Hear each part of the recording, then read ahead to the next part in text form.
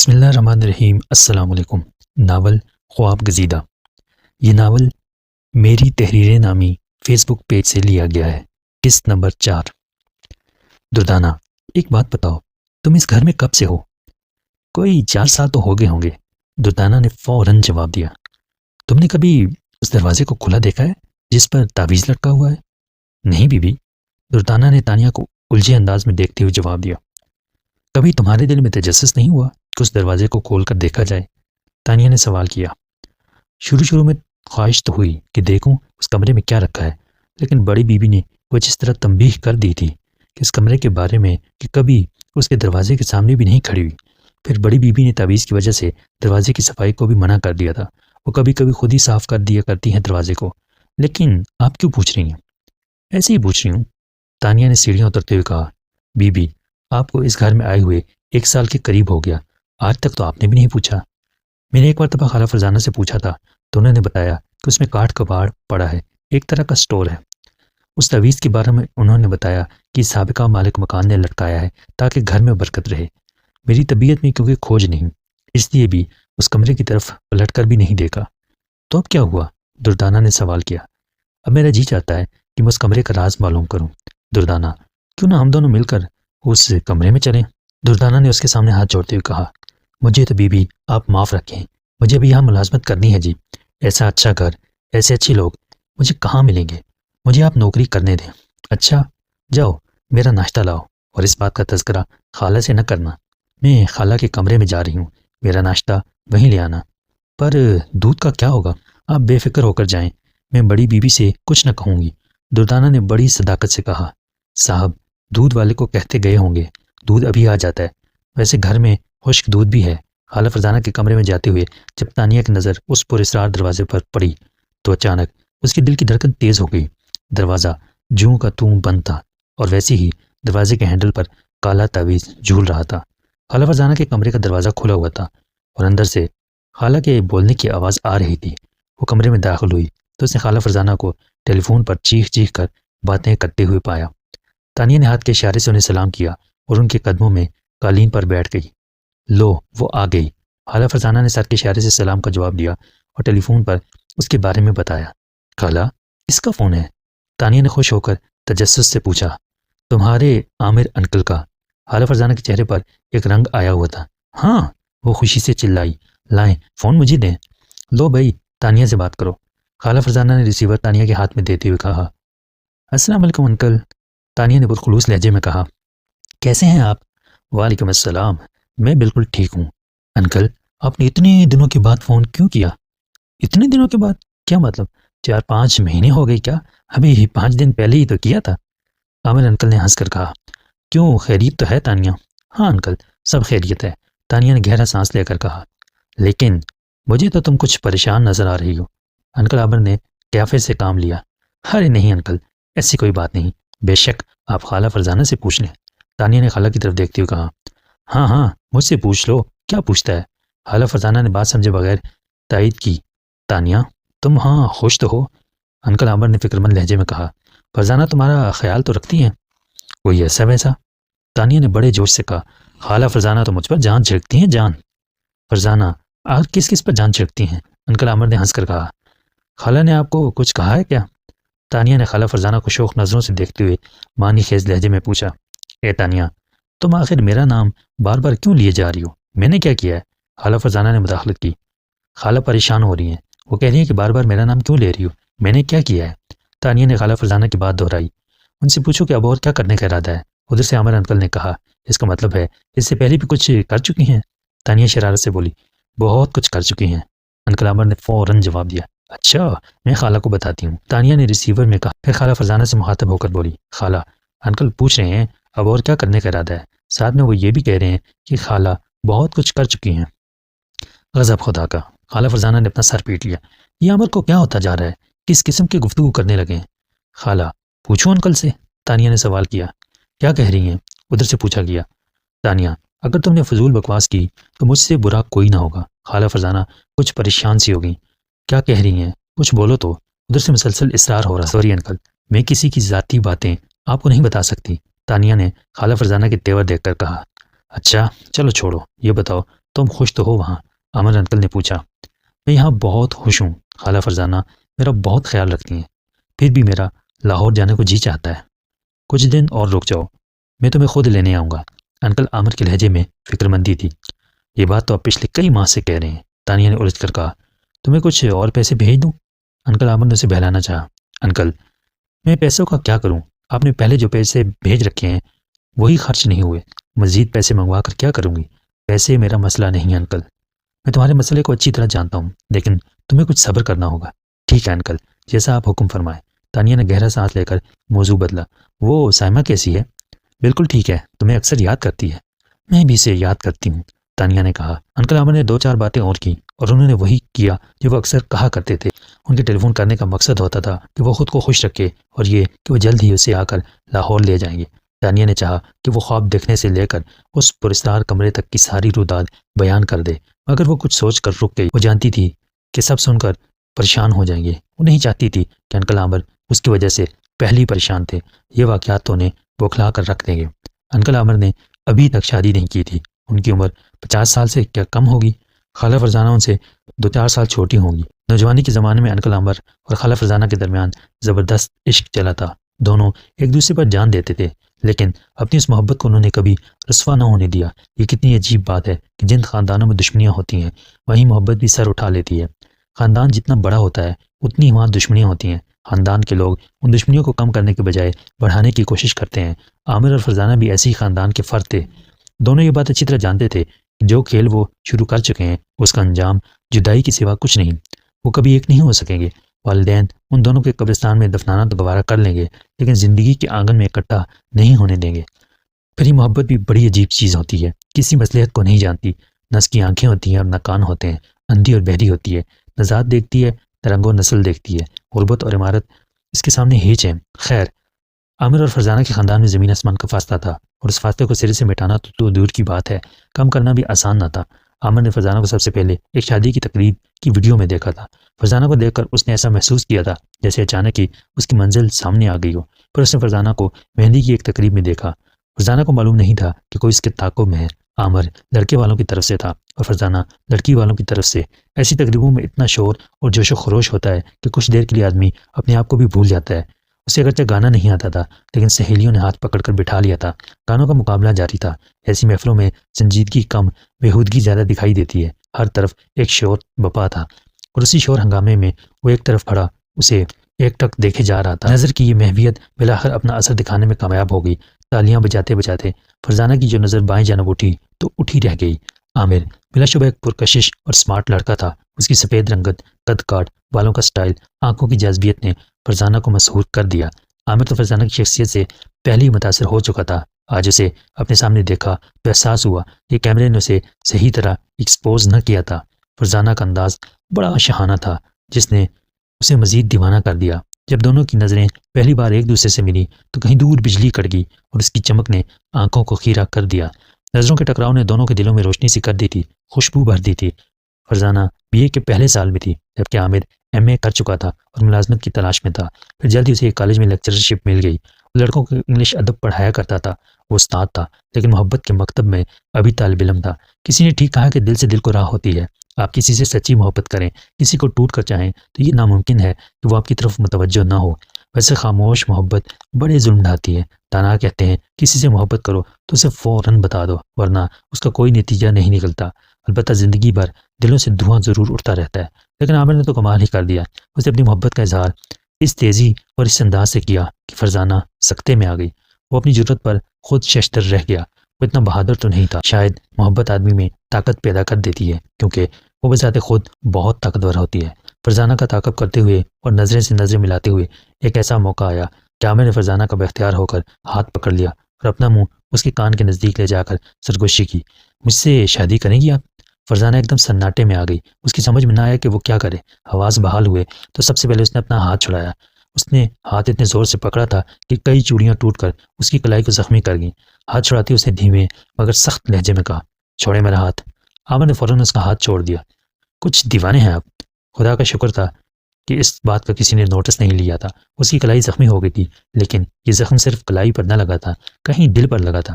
اگرچہ اسے اس لڑکی کی حرکت پر غصہ آیا تھا، لیکن یہ غصہ دھیرے دھیرے غائب ہوتا جا رہا تھا۔ جب اسے معلوم ہوا کہ عامر کس گھر کا لڑکا ہے تو وہ یکدم سہم اٹھی۔ یہ آگ کس نے اس کے دل میں بھڑکا دی تھی؟ بہرحال یہ آگ جس نے بھی بھڑکائی تھی بھڑک اٹھی تھی۔ فرزانہ خود کو جلنے سے محفوظ کرنے کی ہزار تدابیر کے باوجود اپنے وجود کو آتش عشق سے نہ بچا سکی۔ عامر بھی عجیب لڑکا تھا۔ اس نے اپنی محبت کو ابتدا کے بجائے انتہا سے شروع کیا تھا۔ لوگ پہلے محبت کرتے ہیں پھر شادی کی آفر دیتے ہیں۔ اس نے پہلے شادی کی پیشکش کی، بعد میں اقرار محبت کیا۔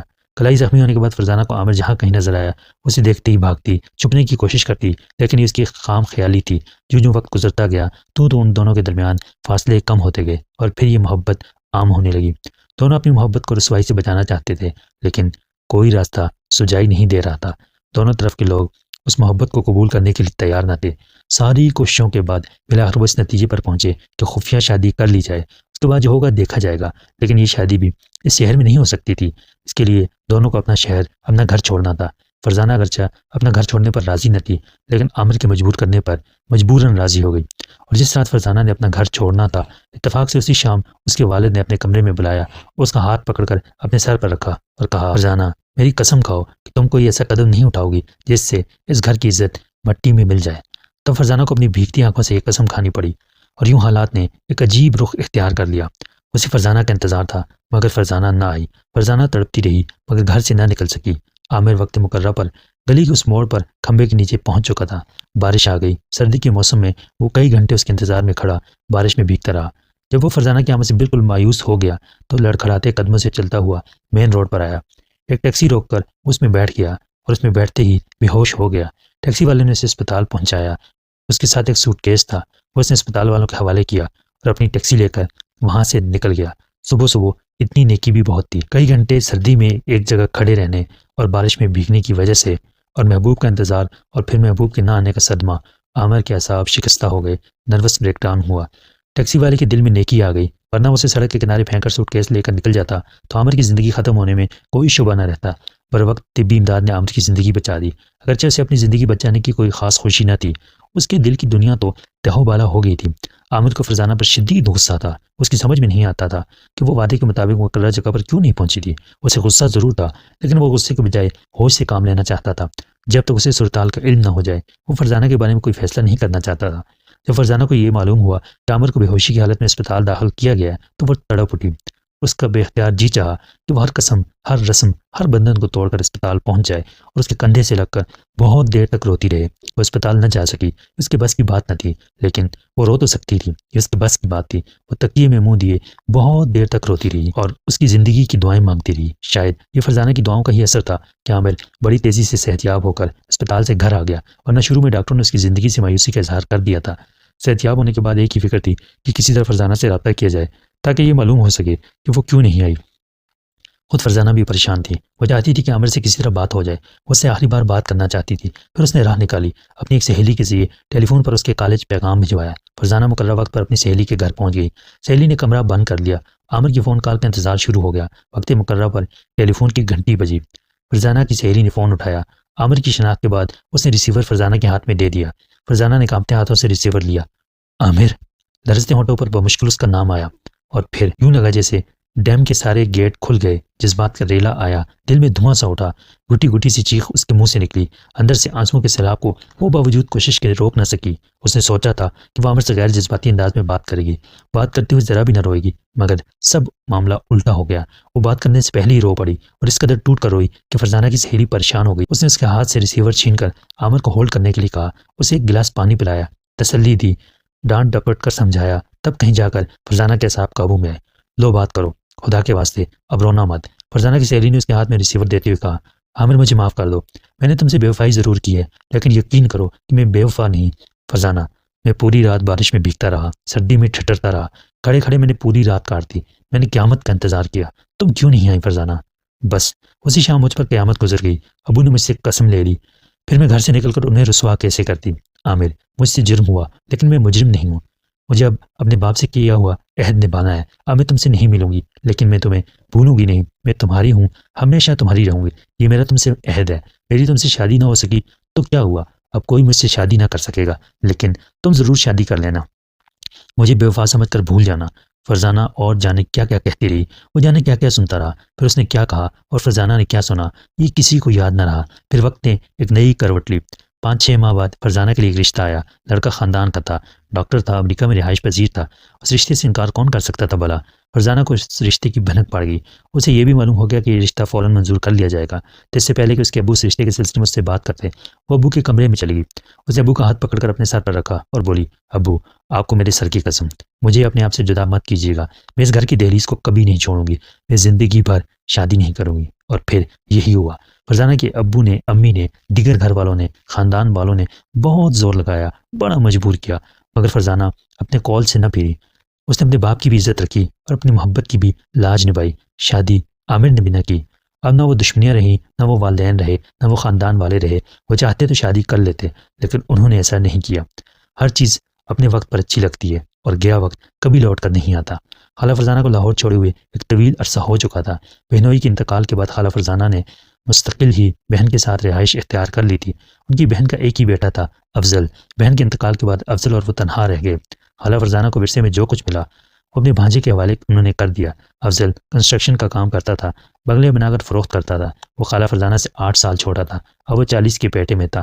شادی اس نے بھی نہ کی تھی اور نہ ہی کرنے کا ارادہ تھا۔ کہتا وہ یہی تھا کہ میں شادی نہیں کروں گا، اور کیوں نہیں کروں گا یہ آج تک اس نے کسی کو نہیں بتایا تھا۔ بتایا تو خیر خالہ فرزانہ نے بھی کسی کو کچھ نہیں تھا۔ وہ تو انکل عامر کی فون پر گفتگو سے تانیہ کو کچھ چھپا ہوا تھا۔ تب اس نے خالہ فرزانہ سے بہت سارے سوال کیے تھے۔ اس کے اصرار پر بالآخر خالہ فرزانہ کو اپنی کہانی سنانا پڑی، اور تانیہ اس داستان محبت کی پہلی سامع ثابت ہوئی تھی۔ تانیہ میں نہ جانے ایسی کیا بات تھی کہ اس سے اپنے دل کی بات کہنے کو جی چاہتا تھا، اور وہ ایسی تھی کہ اپنے دل کی بات کسی کو نہ بتاتی تھی، اور اس کی وجہ غالباً یہ تھی کہ وہ کسی کو اپنا ہمدرد یا ہمراز نہ پاتی تھی۔ یہی وجہ تھی کہ اس نے اپنے اندر ایک دنیا آباد کر لی تھی۔ جب وہ تنہا ہوتی تو دراصل تنہا نہ ہوتی، خیالات کا ایک ہجوم ہوتا، وہ جاگتی آنکھوں سے خواب دیکھ رہی ہوتی۔ اس کا تخیل بہت طاقتور تھا۔ اگر وہ ٹیلی ویژن پر برف پوش پہاڑوں کے مناظر دیکھ رہی ہوتی، اور اگر وہ چاہتی کہ ان مناظر کا حصہ بن جائے، تو وہ اپنے تخیل کے ذریعے ان مناظر کا حصہ بن جایا کرتی تھی۔ فوراً ہی اسے ٹھنڈ محسوس ہونے لگتی۔ انکل عامر کے فون نے تانیہ کو الجھا دیا۔ انہوں نے مزید یہاں ٹھہرنے کو کہا تھا۔ ایسا کیوں تھا وہ یہ نہیں جانتی تھی۔ انکل عامر اسے یہاں کیوں چھوڑ گئے تھے، اور خواہش کے باوجود اسے لاہور کیوں نہیں بلاتے تھے؟ اس کے پیچھے کیا مسائل تھے وہ یہ نہیں بتاتے تھے، ہنس کر ٹال جاتے تھے، یا کہتے تھے اچھا بتاؤں گا، ابھی صبر کرو۔ صبر کرتے اسے 1 سال ہو گیا تھا، اگرچہ اسے یہاں کوئی پریشانی نہ تھی۔ خالہ فرزانہ اور افضل دونوں ہی اس کا بہت خیال رکھتے تھے۔ ویسے وہ یہاں کسی پر بوجھ نہ تھی۔ اوپر والے کمرے میں جہاں وہ رہتی تھی اس کی ہر چیز انکل عامر کے پیسے سے خریدی گئی تھی۔ اس کے علاوہ وہ ہر ماہ اتنے پیسے بھیج دیتے تھے کہ تانیہ باوجود کوشش کے خرچ نہ کر پاتی تھی۔ اسے میوزک کا زیادہ شوق تھا۔ 1 سال کے عرصے میں اس نے ہزاروں آڈیو کیسٹ خرید ڈالے تھے۔ اسے فلمیں بھی پسند تھیں۔ اپنی پسند کی فلم وہ کسی ویڈیو شاپ سے کرائے پر لا کر دیکھنے کے بجائے فلم کا کیسٹ خرید لاتی تھی۔ اس طرح اس کے پاس فلموں کے سینکڑوں کیسٹ جمع ہو گئے تھے۔ فلم وہ اکیلی نہ دیکھتی تھی، کوئی نئی فلم لاتی تو دردانہ کو اپنے ساتھ بٹھا لیتی تھی۔ دردانہ کو بے انتہا شوق تھا فلموں کا۔ بعض اوقات اس کی فرمائش پر بھی فلم خرید لاتی۔ فلم وہ دوپہر کو دیکھتی تھی۔ دوپہر کھانے سے فارغ ہو کر دردانہ اوپر آ جاتی۔ اگر کوئی فلم پاس ہوتی تو دیکھ لی جاتی، ورنہ دردانہ کچھ دیر گپ شپ کے بعد اپنے کمرے میں چلی جاتی۔ 3-4 دن پہلے وہ ایک نئی فلم خرید کر لائی تھی، لیکن اسے دیکھنے کا ابھی تک موقع نہ ملا تھا، یا دیکھنے کو جی نہ چاہتا۔ جب سے اسے وہ خواب دکھائی دینا شروع ہوا تھا، وہ الجھن کا شکار ہو گئی تھی۔ اس کے دل کا چین لٹ گیا تھا۔ واقعات بھی عجیب ہوش ربا ہو رہے تھے۔ وہ ڈراؤنا خواب، دادا اعظم کا لفافہ، پراسرار شخص کا الو دے کر جانا۔ دادا اعظم نے اس کمرے کی دروازے کی تصویر بنائی تھی تو کچھ سوچ کر ہی بنائی ہوگی۔ وہ بے چینی، الو کا خون، قدموں کے نشان، پراسرار کمرے میں جانے کی شدید خواہش، کمرے کا مقفل نہ ہونا۔ دوپہر کا کھانا کھا کر وہ اپنے بیڈ پر لیٹی ہوئی یہ سب سوچ رہی تھی کہ اچانک اس کے دل میں ایک لہر سی اٹھی۔ اس کی آنکھیں بند ہونے لگیں۔ اس کے کانوں میں جیسے کوئی کہہ رہا تھا، چلو تانیہ، اس پراسرار کمرے کی طرف چلو۔ یہ خواہش اتنی شدید تھی کہ تانیہ کسی معمول کی طرح اٹھ گئی۔ دردانہ بھی اپنا کام سمیٹ کر اپنے کمرے میں جا چکی تھی، اور افضل تو گھر میں تھا ہی نہیں۔ وہ نیچے پہنچی تو اسے کوئی دکھائی نہ دیا۔ خالہ فرزانہ اپنے کمرے میں تھی، ان کا دروازہ بند تھا۔ وہ بڑے اطمینان سے چلتی اس پراسرار کمرے کے سامنے پہنچ گئی۔ دروازے کے ہینڈل پر ہاتھ رکھا تو اس کا دل بری طرح دھڑکنے لگا۔ ہینڈل پر ہلکا دباؤ ڈال کر اس نے دروازہ کھولا۔ ابھی دروازہ تھوڑا سا کھلا تھا کہ اندر سے ایک مردانہ آواز آئی، ابھی نہیں، رات کو آنا۔ اس آواز میں ایک تنبیہ تھی، ترغیب تھی، یہ بلاوا نہ تھا۔ بڑی گونجدار آواز تھی، لہجہ اگر سخت نہیں تو نرم بھی نہ تھا، جیسے کوئی آدمی ضروری کام میں مصروف ہو اور آپ اس کے کام میں مخل ہونا چاہیں تو پھر اس طرح کا جملہ سنائی دیتا ہے۔ اس آواز کو سن کر تانیہ کو یہی محسوس ہوا جیسے وہ دروازہ کھول کر مداخلت کی مرتکب ہوئی ہو۔ اس نے فوراً دروازہ بند کر دیا۔ اول تو دروازہ کھلا ہی رہتا تھا، جتنا کھلا تھا اسے اندھیرے کے سوا کچھ دکھائی نہ دیا۔ خدا کا شکر تھا کہ کسی نے اس پراسرار کمرے کو کھولتے اسے نہیں دیکھا تھا۔ وہ دھڑکتے دل کے ساتھ بھاگتی ہوئی سیڑھیوں تک آئی، تیزی سے سیڑھیاں چڑھی اور کمرے میں پہنچ کر دم سے بیڈ پر گر گئی۔ سچ شکر اسے بھاگ کر آتے ہوئے کسی نے نہیں دیکھا تھا۔ رات کو جب اس نے دروازہ کھولا تھا تو دروازہ کھولتے ہی یہ ہوا کا ایک تیز جھونکا اندر سے آیا تھا، جیسے کمرے میں 4-5 ایئر کنڈیشنر ایک ساتھ چل رہے ہوں، لیکن اس وقت اسے ایسا محسوس نہیں ہوا تھا۔ ٹھنڈی ہوا تھی، نہ گرم ہوا تھی، اور نہ ہی وہ بو تھی جو عرصے سے بند کمروں میں پیدا ہو جاتی ہے۔ رات کو آنا ابھی نہیں، تنبیہ کے ساتھ اسے ہدایت کی گئی تھی، اور اس ہدایت کے مطابق اسے رات کا انتظار کرنا تھا۔ جب سے اس نے اس کمرے کے بارے میں سنا تھا وہ سوچتی رہی تھی، محض کسی غلط فہمی کی بنا پر اسے بند کر دیا گیا ہو، مگر اب آہستہ آہستہ اس کمرے کے اندر کوئی اسرار اس پر کھلتے جا رہے تھے۔ وہ یہ بات سوچنے پر مجبور ہو گئی تھی کہ اس کمرے میں ضرور کوئی چیز ہے۔ اس آواز نے ہر شعبے کو یقین میں بدل دیا تھا۔ اس نے بھی طے کر لیا تھا کہ اس کمرے میں جا کر رہے گی، یہ معلوم کر کے رہے گی کہ وہاں کیا ہے۔ وہ بے چینی سے رات کا انتظار کرنے لگی۔ بالآخر رات کا فسوں ہر طرف پھیل گیا۔ آسمان تاریک تھا اور گہرے سیاہ بادلوں سے ڈھکا ہوا تھا۔ 2 بجے کا عمل تھا۔ ایک الو اس مکان کے اوپر سے کئی بار گزر چکا تھا، اور وہ جب بھی گزرتا تو ایک تیز چیخ مارتا اور پروں کی پھڑپڑاہٹ دور دور تک گونج جاتی۔ اس مکان کے ساتھ چکر لگانے کے بعد وہ تانیہ کے کمرے کی چھت پر بیٹھ گیا۔ جبھی تانیہ ہڑبڑا کر اٹھ بیٹھی، اسے یوں محسوس ہوا جیسے کوئی بڑا سا پرندہ اس کے سینے پر آ بیٹھا ہو۔ آنکھ کھلی تو اسے احساس ہوا جیسے وہ خواب دیکھ رہی تھی۔ گھڑی پر نظر ڈالی، 2:05 ہوئے تھے۔